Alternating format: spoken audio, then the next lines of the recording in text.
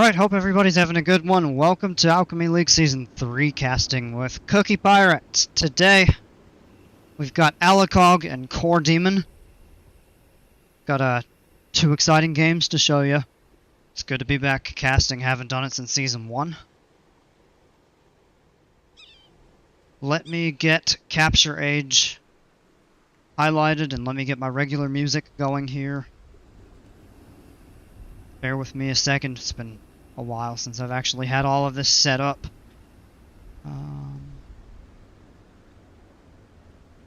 Okay. Tech Chariot, welcome. Thanks for joining, man.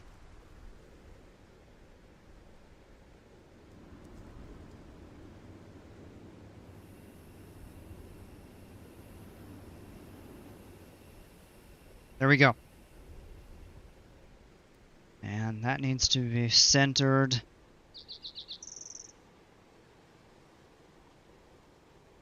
Yeah, really need to work on my overlays and get the thing set up. Yeah, so got two good matches, ALIKOG and KorDimon. And I need to change that.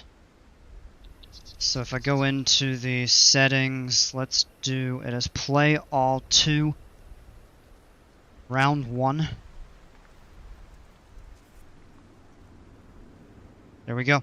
Alright, so let's go ahead and get rolling here. Okay. So ALIKOG is in red playing as the Persians down here on this side of the map, and KorDimon is in blue as the Hindustanis. The map, so Tech Chariot made all of the maps for this pack except for this map right here, Olympos, and that was made by Q Phillip, talented map scripter we're glad to have in the community. He is also working hard on a map for Alchemy League Season 4, but more on that another time. So, a lot of options for a lot of these different civs, but basically you've got kind of some low-lying areas, kind of a plateau, more low-lying areas for the for blue, then a plateau, and then you get up to the top, basically Mount Olympus. Oh, Nomadis was made by BP. Thanks for the correction, Tech. I appreciate that. I'm glad you corrected. So yeah, credit to BP for making Nomadis. Tech made the other 6 maps then.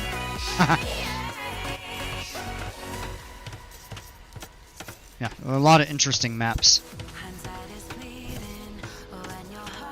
So ALIKOG taking sheep over here, he's sending some villagers over to take wood. Back over here, yeah, sheep and wood. Forward gold. Back berries. Some stone. Forward gold. Back stone. And the berries are at the very back of the map there for ALIKOG.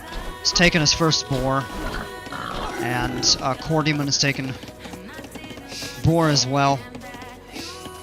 Okay, you overhauled the land gen, but he did all the elevation terrains and objects. Nice.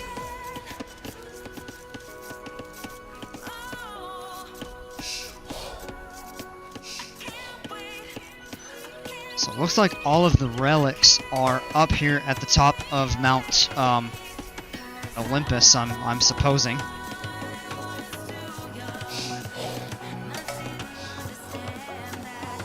Okay, so Hindustanis versus Persians.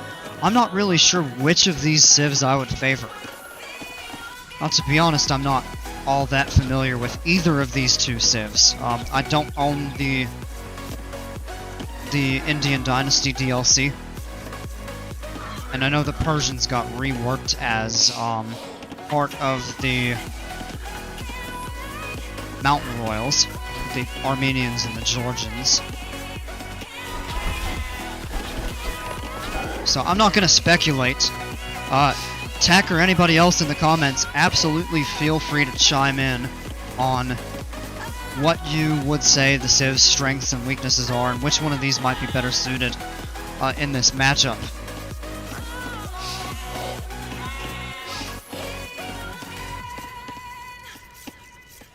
Yeah, I have the Hindustanis, but I haven't really played them. So I'm not overly familiar with them. Which are left over from the Forgotten. Yeah. See, my screen is flickering just a little bit. Hopefully that's not showing up for you all. Alright, so let's take a look here. ALIKOG's 25 seconds of idle time and 3.8 on the idle eco. There's KorDimon, 12 seconds and 2.8. He's getting loom. So is ALIKOG.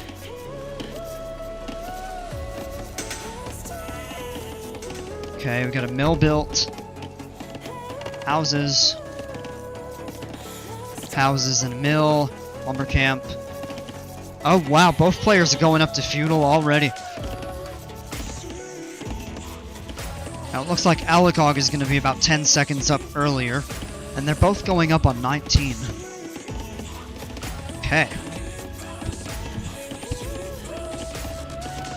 I'm gonna need some water. I forget how much casting dehydrates me. Tend to get kind of cotton-mouthed.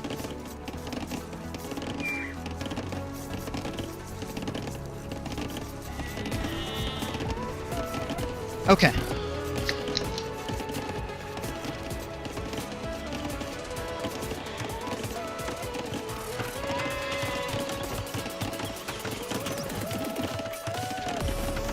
We have a barracks and a house.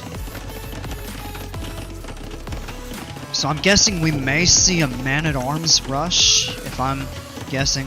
Look at KorDimon is walling off though. He's got a barracks as well, so I wonder if he's gonna plan the same thing. ALIKOG advanced to feudal. And I'm getting duplicate sounds, so I need to go in and really quickly fix that, so apologize for the pause. But let me go to sound.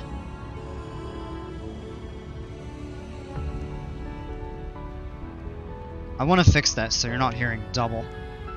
Yeah, I tell you what, I can zoom into the corner here.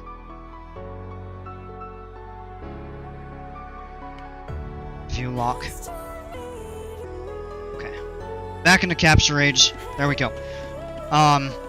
19 pop scouts. It's not man-at-arms because nobody is on gold yet. Yeah, good point. I didn't know if in the process they would start taking gold and start trickling them out, but I would imagine if you do a man-at-arms, you probably need to amass a few more. But take a look right here. Here is the heavy swordsman, which is the unique scouting unit in these Greek maps. He's coming out to scout out KorDimon's base, but he's not getting very far yet because of the walls, but this could be a problem if he makes it around the stone. So I kind of want to take a look. Oh, yeah, he's going to make it in. This villager may be in some trouble. Oh, it looks like he sees that, and he's pulling her back, so ALIKOG just turns away. So it looks like they're going to go ahead and get that. For MAA, you put 2 on gold with a mining camp while advancing to feudal. Okay, makes sense, thank you. Alright, horse collar for KorDimon. Double bit axe for ALIKOG.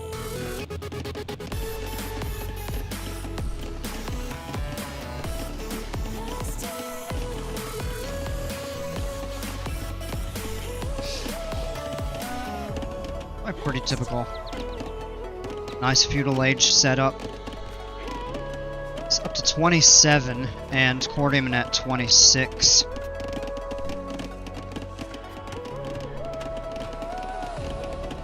Yeah, here come the scouts. Yep, Tech was right. Here come the scouts.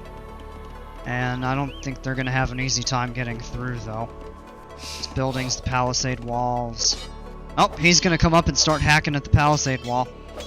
And KorDimon's getting a scout out of there. He's currently being chased, but he's going to have the height advantage.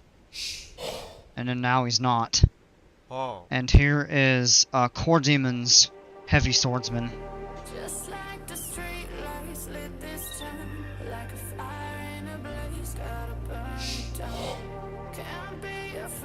Yeah, so neither player really taken much in terms of combat so far. I mean, ALIKOG has tried a couple times, other than just kind of chipping away at the palisade walls. But now KorDimon bringing his heavy swordsman back might have a couple chips at ALIKOG's. Yes! Yep. And down he goes. Wow. Alright, so that's the first casualty of the game, is ALIKOG's heavy swordsman scout. And now ALIKOG's starting to build some walls, although he's done a decent job of building buildings, I guess you could say. Kind of in a lineup here from the gold, so less palisade walls to close this, but it also, he's sealing himself in a tighter space. But yeah, he is.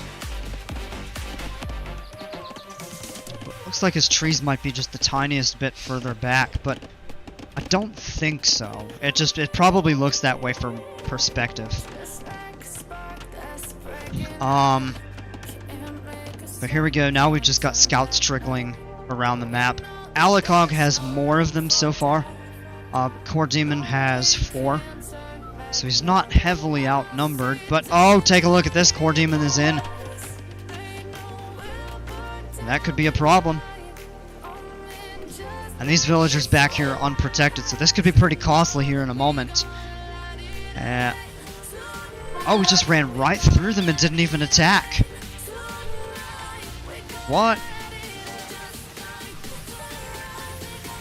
Now he's coming back this way. Maybe he's just trying to see what he's got. Now it looks like he's going to go ahead and attack the farm. And the villagers are going to fight back, so the scout's taking a run. But you take a look up here. ALIKOG is in KorDimon's base now. And he got the garrison in time. And he's low, and another one took a little bit of damage. Here comes a couple spearmen. Oh, but I think he's gonna get a couple villagers. Nope. No, he's gonna get the spearmen, though. Yeah, he did lose one scout. Got the spearmen. Let's take a look back here. Oh, wow. The heavy swordsman doesn't stand a chance against the spearman. Look at that. Just trying to wall them all in. Or wall the woodcutters in. And wall the scouts out. And it didn't work. But here comes a scout and a spearman from KorDimon. And one goes down. The other two are still pretty healthy. Nope, they go down, but yeah, spearmen are going to chase them off. This doesn't look like we're going to get... Nope, going for the gold. Yeah, this is going to be... Oh. Just a quick hack on the retreat. Right into a spearman. Oh no. They're going to try to kill it, and no, that's not a fight to take. And ALIKOG loses his scouts. Is KorDimon able to save his base there? And look like a little bit more of a trade. This is 4-5. One eco kill for ALIKOG. So it looks like KorDimon did lose a villager. I didn't see the villager go down.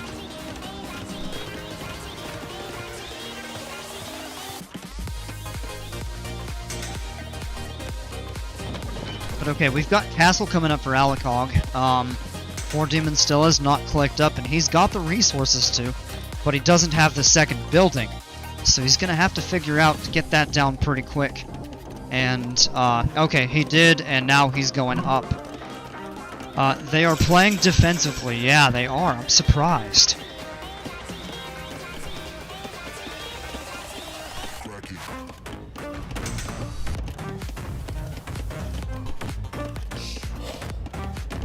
ALIKOG hit castle.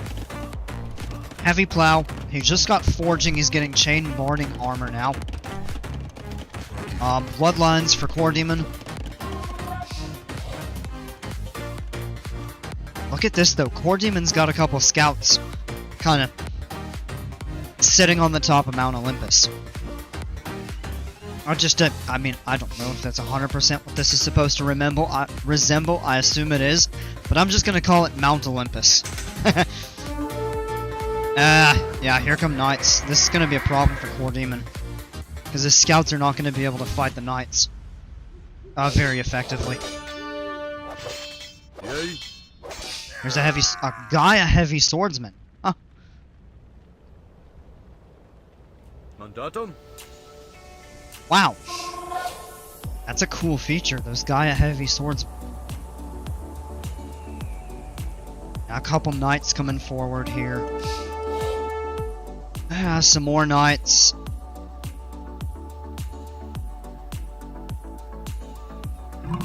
Stable under attack. Yeah, here come the knights trying to get into the wall.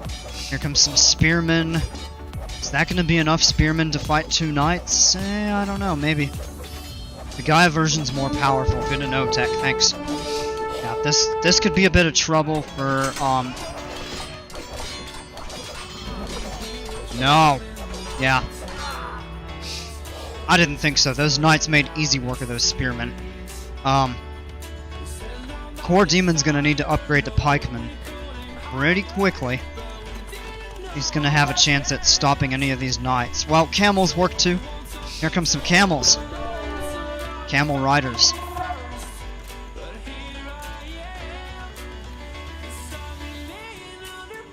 Those will do a better job at cleaning up knights.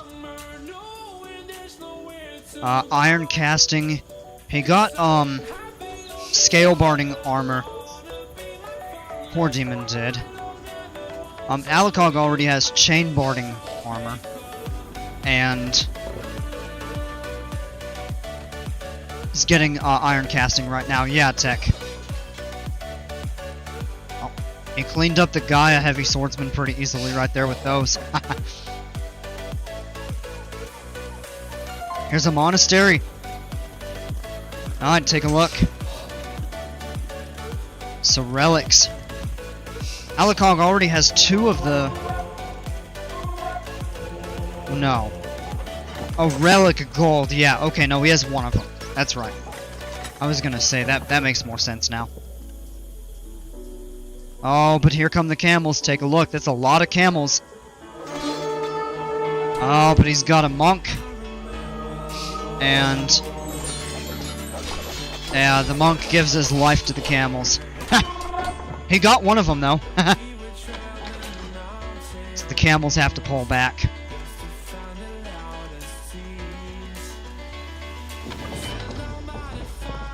Pikeman husbandry.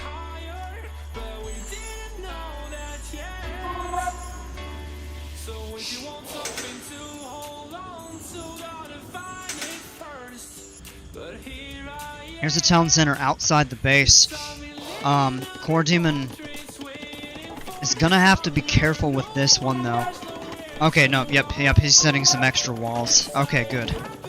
Just gonna say, because they're about to chop through that wood line, but he recognizes it, starts building some walls over here. That's a good move. That's good awareness. I got another camel. Goes down pretty quick. That's a lot of camels, but that's also a lot of knights and pikemen.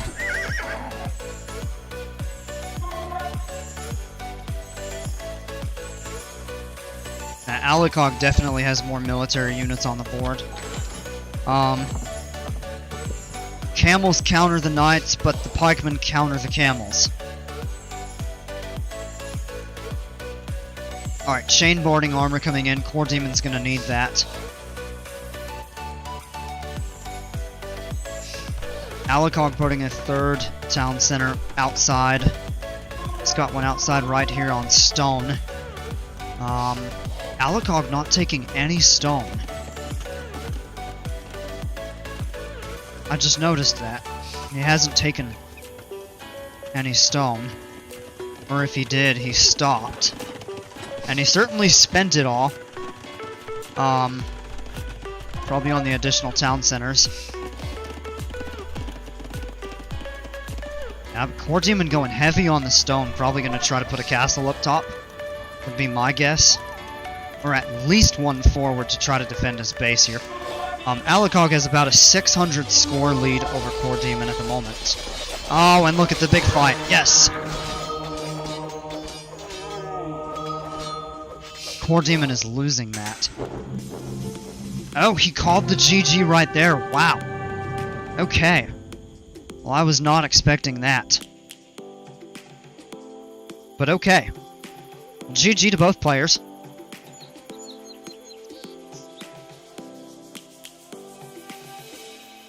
"19 Knights, 15 Camel Riders" by KorDimon. Let's take a look at the statistics. You can kind of see the composition of land, or land. They're all land on this map. I meant to say eco and military units. It's the military score right there for ALIKOG. Also had the stronger economy. Tech was pretty close. But overall it balanced out to about a 600, yeah, actually exactly 650.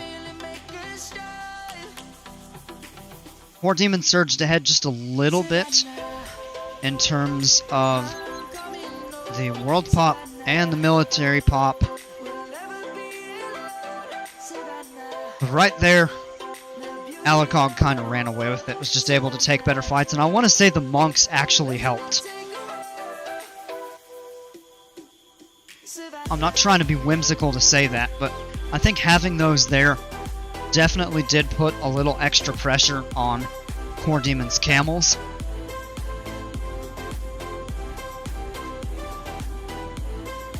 Not a lot of units of ALIKOG got 2 conversions, basically 2 of KorDimon's camels. But if you look at this, the kill loss was only 15-9.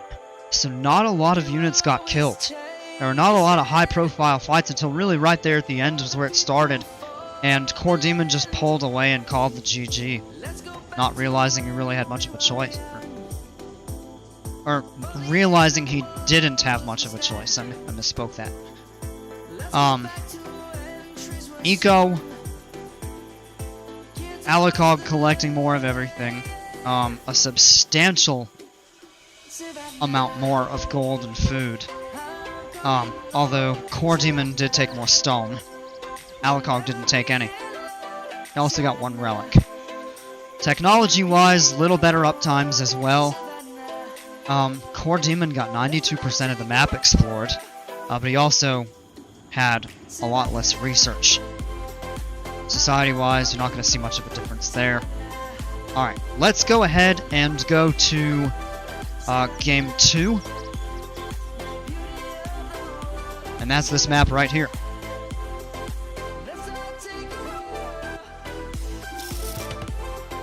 Pause real quick to go into Age itself.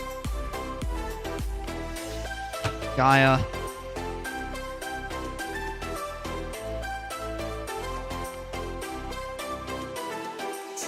Okay, let's zoom out and get a look. This is Nicaea, or as I said, Nisha, and that's the wrong way to pronounce it.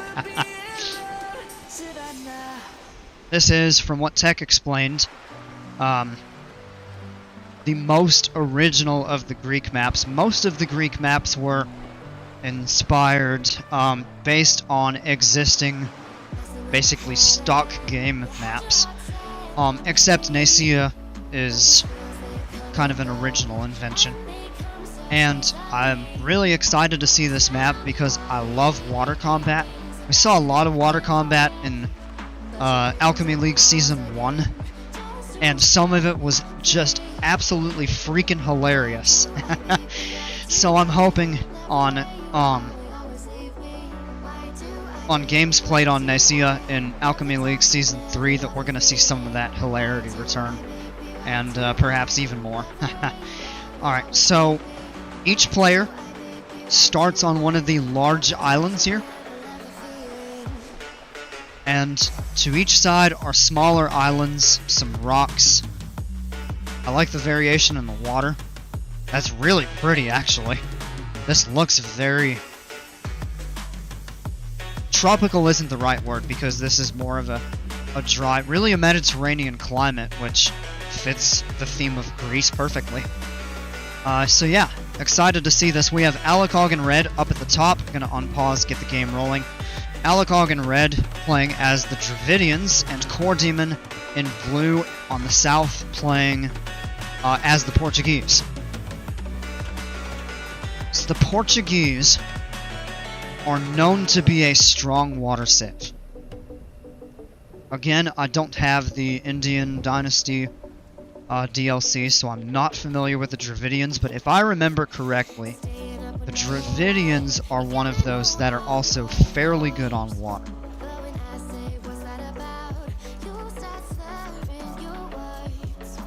I could be mixing that up with one of the others, though. But I know the Portuguese are going to have a pretty good time on water. ALIKOG said he appreciated the huntable geese.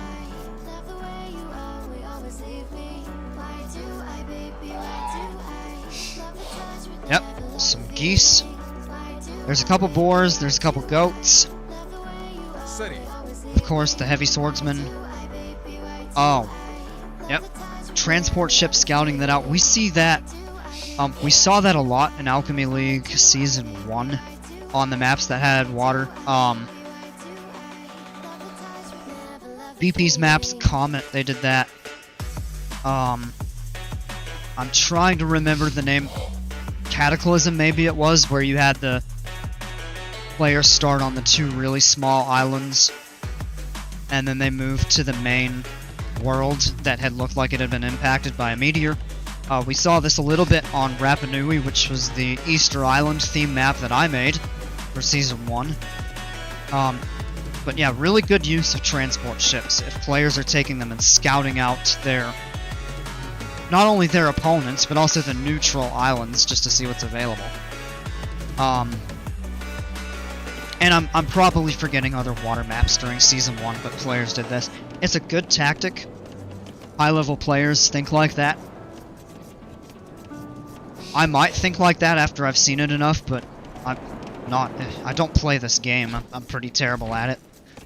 So I couldn't say that I may not have thought to do something like that if I hadn't seen high-level players do it in Alchemy League.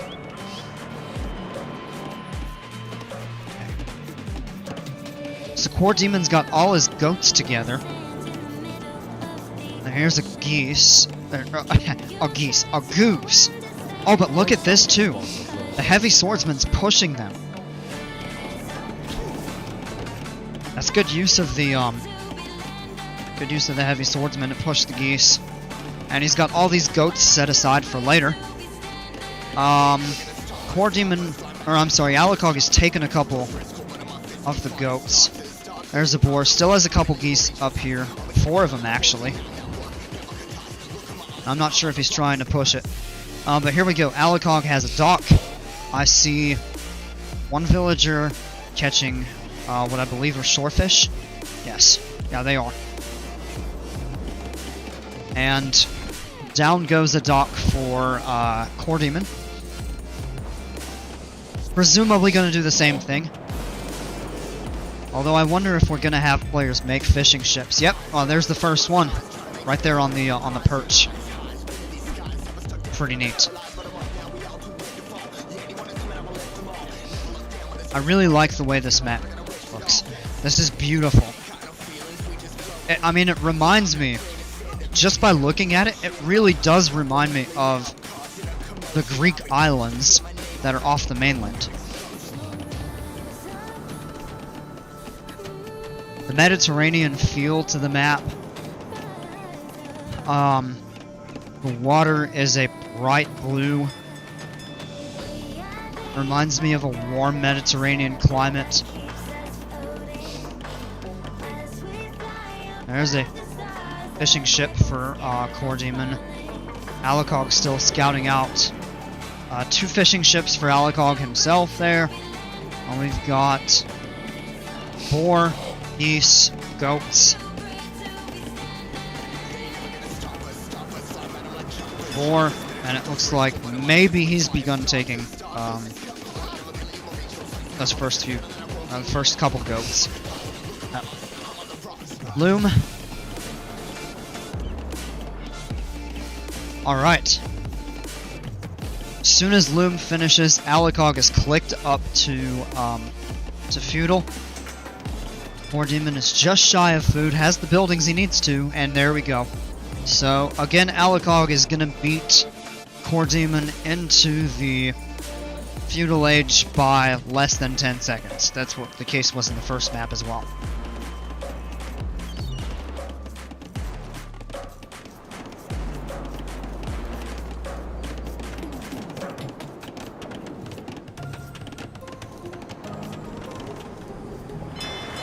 Whoa. That's a very forward dock. I don't know if KorDimon's gonna get away with that. I imagine he's gonna try to send a bunch of naval units out from there.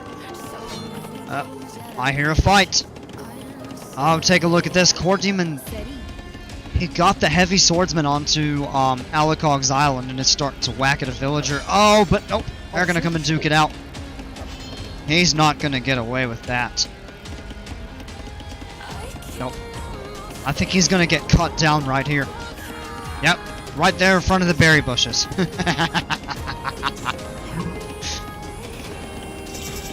Alright, ALIKOG hits the feudal. KorDimon hits feudal.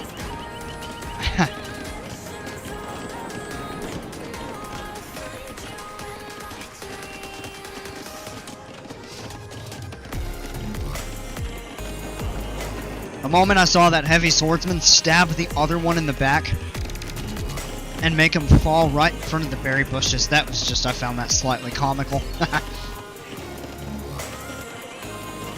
Alright, well no, this dock did go up, but I wonder what he's going to do with it. Fire galleys! Oh yes! One of my favorites. Yes, we get to see fire galleys. Awesome. Fletching. The question is, what is KorDimon gonna do? He's gonna try to... I don't know if I would sail that one up alone. I know he's trying to disrupt the resource collection. But, right there in front of this dock, all ALIKOG has to do is get a fire ship of his own out. Oh, but he doesn't even need that because he has a galley. Fletching is going to help with that, and yeah, that's kind of a trap. I don't even think he's gonna... Yeah, no, he probably is gonna get one. But... well, actually he may not. Now he's getting repaired. Is that a demo raft? No, that's a fishing ship, just sideways. Okay, so yeah, KorDimon's fire galley goes down. He has two more over here. But he better get them away. Go up the other side, maybe. There's a mill for the berries for ALIKOG. Let's see what KorDimon's doing back at his base. Gold. Wood. Of course, you're going to need a lot of that if you're going anything naval. There's a mill for some berries. Some fish. ALIKOG's galley is under attack. Yeah, he's got a few more fire ships to fight that. That's, I'm still not sure if 3 fire ships would outnumber 4 galleys. I'm not totally sure of that. They're gonna burn that one down. Yep, there we go. Okay. Now he's on the dock, but he's gonna have to be careful. Dock's gonna take a long time to burn down, and yeah, look at that. He's got more galleys right here. One goes down. But he's got 2 more coming to beef him up, and he's not gonna win that fight. Only 3 of those, and 1 is low health. He's got to pull back. I know a lot of people rat on water combat in AoE, but I actually enjoy it. Partly because I think it's comical, but it makes things interesting. Especially when coupled with land combat. So when naval and land combat units encounter each other, like if you see a group of scouts hacking away at a galley, it's one of the funniest things. Or if a demo ship just goes in and blows up a bunch of foot units. Now, water combat is rock, paper, scissors. Yeah, it is. Yeah, when they're fighting each other, yes. But when you throw land units in the mix, it gets absolutely hilarious.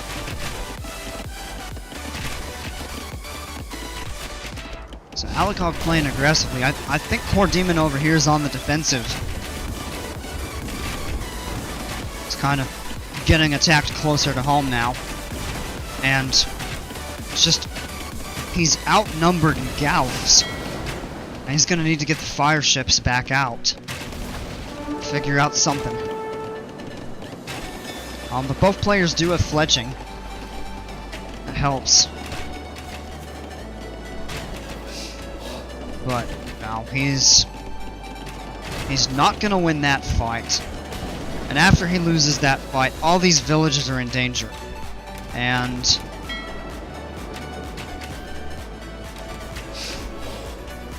yeah, none of them are gonna go down. They don't have a single eco kill in the game so far. But ALIKOG is definitely winning the battle on water in terms of units killed versus lost. Look at the idle time too. KorDimon with 2.5 minutes of idle time, and ALIKOG is 43 seconds of it. Eco-wise though, they're both pretty on par. Actually, KorDimon slightly better with his idle eco numbers. But having effectively almost 4 times the idle TC time is a bit of a setback. Take a look right here. ALIKOG has more galleys here. Yeah. Kind of camping out here. Now he's got more coming down here, although they're running from a fire ship. Both players have clicked up to castle, and KorDimon is actually going to make it to castle first. This time, he's going to beat ALIKOG into the next stage by just under 10 seconds. So close up times from both players here.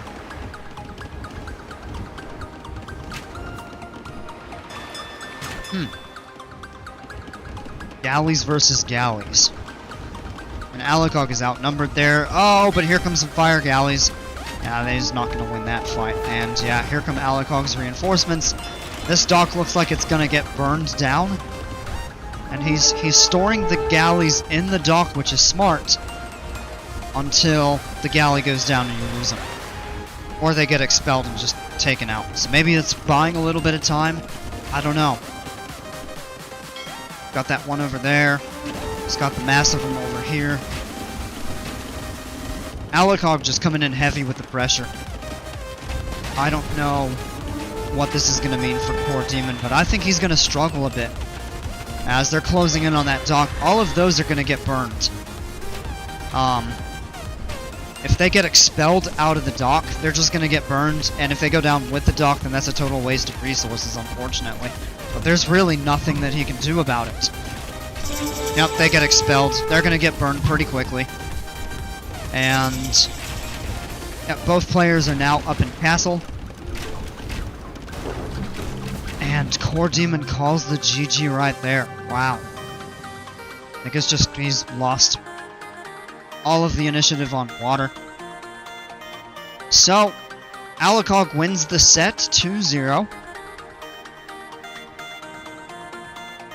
Well done to both players, and look at this. Both players' most created unit was galleys. The difference is 6 more for ALIKOG. Let's take a look at the statistics real quick. Almost double the military score. Actually, no, that is exactly double the military score. Better eco. KorDimon had the slightest edge up on technology, but ultimately that didn't work in his favor. And the score difference was about 30% higher for ALIKOG. GG. we go in and take a look. Military, yep. ALIKOG was just ahead pretty much the entire time.